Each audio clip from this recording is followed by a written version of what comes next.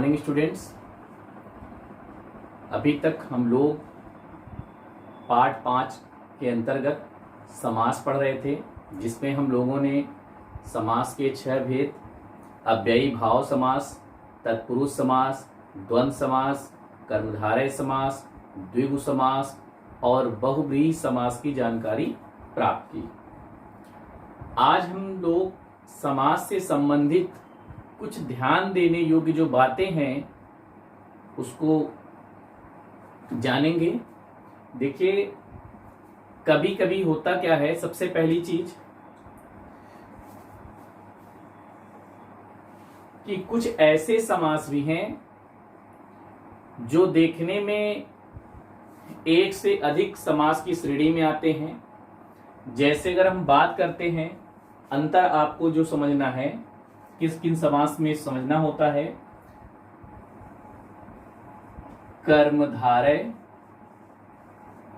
कर्मधारय समास और बहुव्रीहि समास।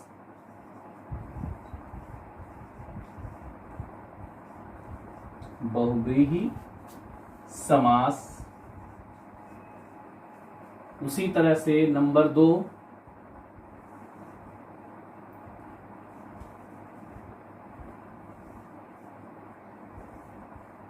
द्विगु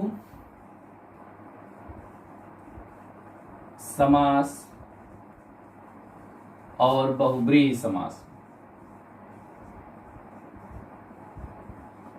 बहुव्रीहि समास।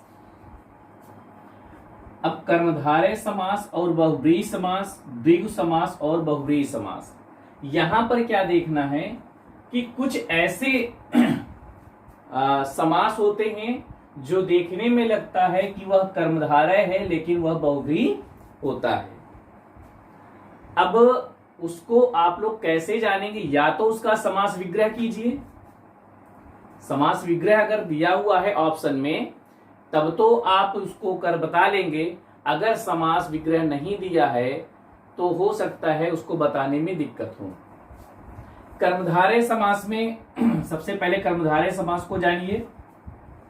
कर्मधारय समास में मैंने बताया था कि इसमें विशेषण और विशेष्य होता है। विशेषण, इसमें क्या होता है? विशेषण और विशेष्य।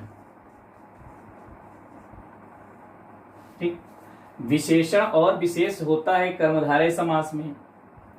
तो आप लोग अगर कोई विशेषण और विशेष संबंधित कोई भी समास आता है तो उसको कर्मधारय समास करेंगे, लेकिन यहीं पर आपको ध्यान देने की जरूरत है, लेकिन उसका कोई अन्य यानी किसी विशेष अर्थ में प्रयुक्त वो ना हो, उसका कोई अन्य पद ना निकल कर आए, तब तो वह कर्मधारय समास होगा।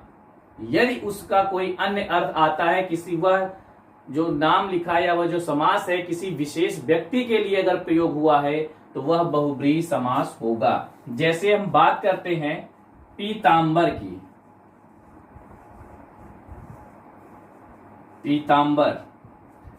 पीतांबर में यहां पर देखिए, पीत मतलब हो गया पीला, पीला हो गया, और अंबर का अर्थ जो होता है वह होता है वस्त्र। अब यहां पीला अंबर है, वस्त्र है, पीला वस्त्र है। वस्त्र कैसा है? पीला है। देखिए यहां पर यह विशेषण है, यहां पर यह विशेषण है। किसकी विशेषता बता रहा है? इस कपड़े की विशेषता बता रहा है।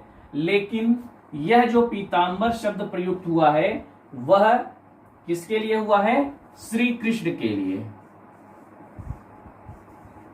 श्री कृष्ण के लिए हुआ है।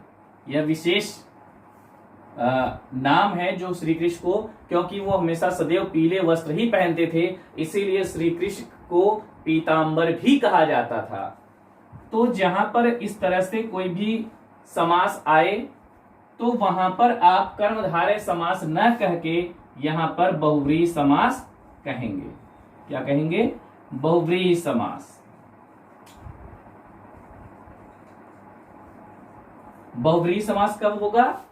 अगर कोई विशेषण वाला है, विशेषण विशेष आपको दिखाई देता है, तो आपके माइंड में सिर्फ एक बात ध्यान में होना चाहिए, यह कर्मधारय समास होगा। लेकिन आप पहले ये सोचिए कि विशेषण विशेष है तो कर्मधारय हो सकता है, लेकिन जरूरी नहीं कि वो होगा ही, कर्मधारय हो सकता है।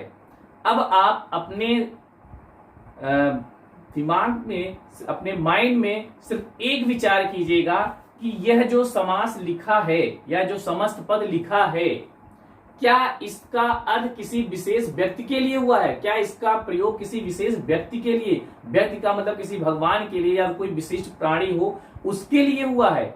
अगर हुआ है तब तो कर्मधारय समास नहीं होगा, अगर नहीं तो यह कर्मधारय समास होगा। या फिर इसका विग्रह लिखा हो, जैसे यहां पे पीतांबर को हम कह सकते हैं,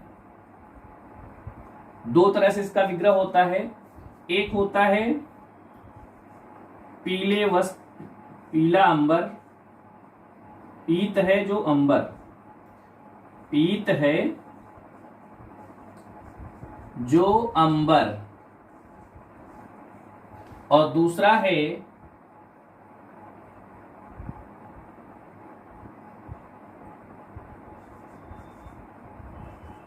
पीत है अंबर जिसका। ठीक, यहां पर है पीत है जो अंबर, तब तो ये आपका कर्मधारय समास होता है। पीत है अंबर जिसका, यहां पे जिसका यानी किसी का नाम आ गया, अर्थात यहां पर श्री कृष्ण हो जा रहा है। अगर आपको समास विग्रह लिखा हुआ है, समास विग्रह पहले से कंफर्म है, अगर इस तरह से दिया हुआ है, तब तो आप इसको बहुव्रीहि समास कह दोगे, इसको कर्मधारय समास कहोगे। लेकिन अगर ऐसा नहीं लिखा है और ऑप्शन में सिर्फ बहुव्रीहि समास होता है, तो या कर्मधारय समास का ऑप्शन होता है, तो उसमें से अगर आप बहुव्रीहि समास ही लिखेंगे अगर किसी विशेष व्यक्ति के लिए प्रयोग हुआ है तो, अगर नहीं हुआ है तो वह कर्मधारय समास होगा, विशेषण और विशेष वाला। ठीक, जिस प्रकार से आपने देखा कि कर्मधारय और समास और बहुव्रीहि समास में समानता होती है, ठीक उसी प्रकार से द्विगु समास और बहुव्रीहि समास में भी समानता होती है। तो कर्मधारय समास में आपने देखा विशेषण और विशेष्य होता है, उसी प्रकार से द्विगु समास में जो पहला पद होता है वह क्या होता है? संख्यावाची होता है। पहला पद जो होता है संख्यावाची होता है। तो हमारे दिमाग में आता है कि जैसे ही पहला पद हमने देखा कि संख्यावाची है, हम वहां पर बिना सोचे विचारे बोल देते हैं द्विगु समास होगा। लेकिन ऐसा नहीं है, क्योंकि कुछ ऐसे भी समास हैं, कुछ ऐसे समस्पष्ट उसके समास उदाहरण हैं जो कि देखने में तो लगता है वह द्विगु समास है, लेकिन होता वह बहुव्रीहि समास है। तो जिस प्रकार से कर्मधारय में बताया गया कि विशेषण विशेष अगर किसी विशेष अर्थ के लिए प्रयोग हुआ है, किसी विशेष व्यक्ति के लिए, किसी विशेष प्राणी के लिए अगर उसको प्रयोग किया गया है, तो वह बहुव्रीहि समास होगा, कर्मधारय नहीं होगा। ठीक उसी प्रकार से संख्यावाची यदि है तो द्विगु समास होगा, लेकिन यही संख्यावाची शब्द अगर आता है, कोई भी समस्त पद है जो कि संख्यावाची है, तो वह विशेष अर्थ देता है, तो उसे हम बहुव्रीहि समास कहेंगे। जैसे हम बात करते हैं दशानन,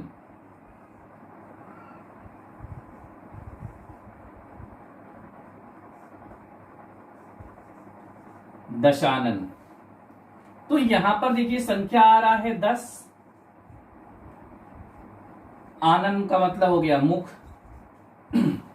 तो 10 संख्या जब आती है तो हम इसको द्विगु समास बोल सकते हैं कि द्विगु समास है, लेकिन नहीं। दशानन जो है, दशानन का अर्थ जो होता है वह, दशानन शब्द जो है वह रावण के लिए प्रयोग हुआ है, वह रावण के लिए कहा गया है, क्योंकि दशानन और किसी को भी नहीं कहा गया है।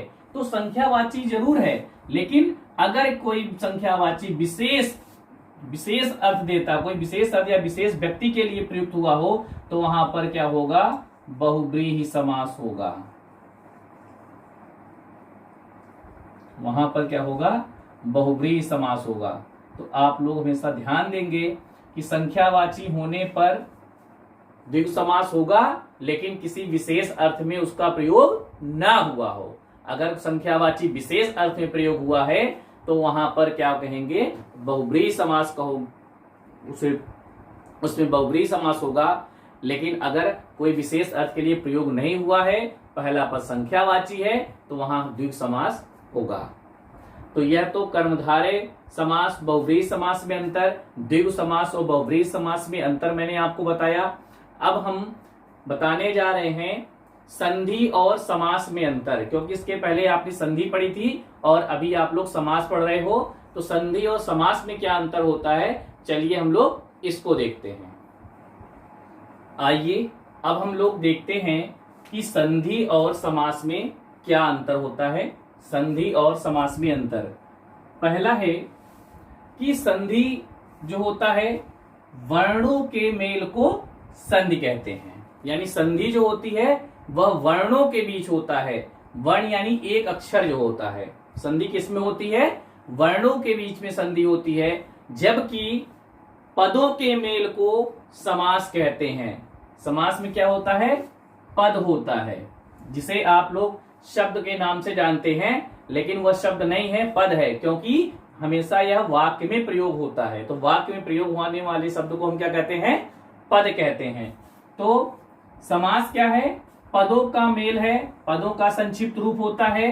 वर्ण क्या, संधि क्या होती है, वर्णों का मेल होता है। ध्यान देने की बात है कि संधि और समास में सिर्फ इतना ही अंतर है कि संधि जो होती है वह वर्णों के बीच में होती है और समास जो होता है वह पदों के बीच में होता है। पदों के मेल को समास कह सकते हैं या पदों के संक्षिप्त रूप को समास कहते हैं, वर्णों के मेल को हम संधि कहते हैं। तो आपको यह भी हमेशा ध्यान में रखना होगा, नहीं तो पता लगा कि आप लोग संधि की जगह समास, समास की जगह संधि कर देंगे, तो ऐसा कभी नहीं करना है। तो प्यारे बच्चों, यहाँ पर हमारा जो है यह समास पाठ 5 जो कि उपसर्ग, प्रत्यय और समास था वह समाप्त होता है। आप लोग इससे संबंधित जो भी एक्सरसाइज है या अभ्यास कार्य है उसको अपनी बुक में पूरा करेंगे। तब तक के लिए धन्यवाद।